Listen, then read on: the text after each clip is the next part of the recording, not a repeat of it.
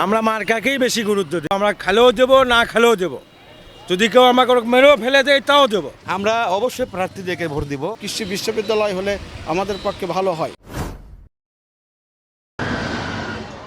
বগুড়া ৭ আসনের ভোটের রাজনীতিতে সাম্প্রতিক তৈরি হয়েছে এক আবেগঘন অতীত। এই আসন থেকে একসময় বিএনপি চেয়ারপারসন বেগম খালেদা জিয়া প্রার্থী ছিলেন। সেই স্মৃতি এখনও ভোটারদের মনে জোরালো। তবে বর্তমান নির্বাচনে তিনি প্রার্থী না থাকায় তার পরিবর্তে বিএনপি থেকে ধানের শীষে মোর্শেদ মিল্টনকে প্রার্থী হিসেবে দাঁড় করানো হয়েছে। এলাকা জুড়ে এখন প্রতীকের পাশাপাশি প্রার্থী মোর্শেদ মিল্টনকে নিয়েও চলছে আলোচনা। ভোটাররা বলছেন দল ও প্রতীক যেমন গুরুত্বপূর্ণ, তেমনি প্রার্থীর ব্যক্তিগত যোগ্যতা, রাজনৈতিক অভিজ্ঞতা এবং এলাকার মানুষের সঙ্গে তার সম্পৃক্ততাও সমানভাবে বিবেচনায় নিচ্ছেন তারা। সর্বপ্রথম আগে রাস্তাঘাটের উন্নয়নের প্রয়োজন, ছেলেমেয়েদের বেকার সমস্যা দূরীকরণ। আমাদের এখানে একটা কৃষি বিশ্ববিদ্যালয় হলে আমাদের পক্ষে ভালো হয়। আমরা অবশ্যই প্রার্থীদেরকে ভোট দিব, কারণ প্রার্থী হলো এক নম্বর, মার্কা দেখে কোনো হয় না। প্রার্থী যে যোগ্য তাকে আমরা ভোট দিব। উন্নয়ন পর্যায়ে সব কিছু লাগবে, রাস্তাঘাট, মানে আমরা কাজ করছি, আমাদের ব্যবসা বাণিজ্য ভালো হবে, লোকজন থাকবে, মানে আমাদের উন্নতি দিয়ে কথা। এই আসনে এবার ধানের শীষের প্রার্থীর পাশাপাশি নির্বাচনে প্রতিদ্বন্দ্বিতা করছেন দাঁড়িপাল্লার প্রার্থী গোলাম রব্বানী, হাতপাখা নিয়ে মোহাম্মদ শফিকুল ইসলাম ও হারিকেন প্রতীকে আছেন আনসার আলী।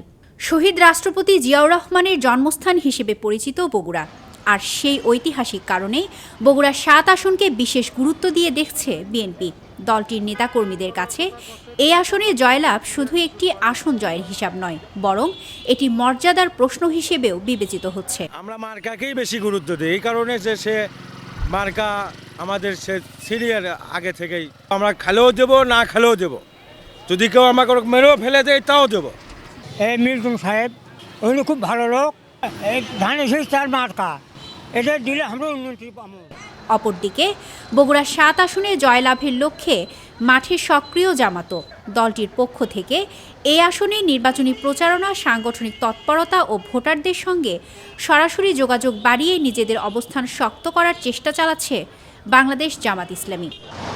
সব মিলিয়ে বলা যায় বগুড়া ৭ আসনে এবারের নির্বাচন শুধু একটি সংসদীয় আসনের লড়াই নয়, ইতিহাস, রাজনৈতিক মর্যাদা এবং একাধিক শক্তিশালী দলের প্রতিদ্বন্দ্বিতার কারণে এই আসনের নির্বাচনী ফলাফল হয়ে উঠেছে একটি বড় বিবেচ্য বিষয়। ফলে ভোটের দিন বগুড়া ৭ আসনের দিকে থাকবে রাজনৈতিক মহল সহ সবার বিশেষ নজর। স্মৃতি সঞ্চয়িতা অর্থী, দৈনিক করতোয়া।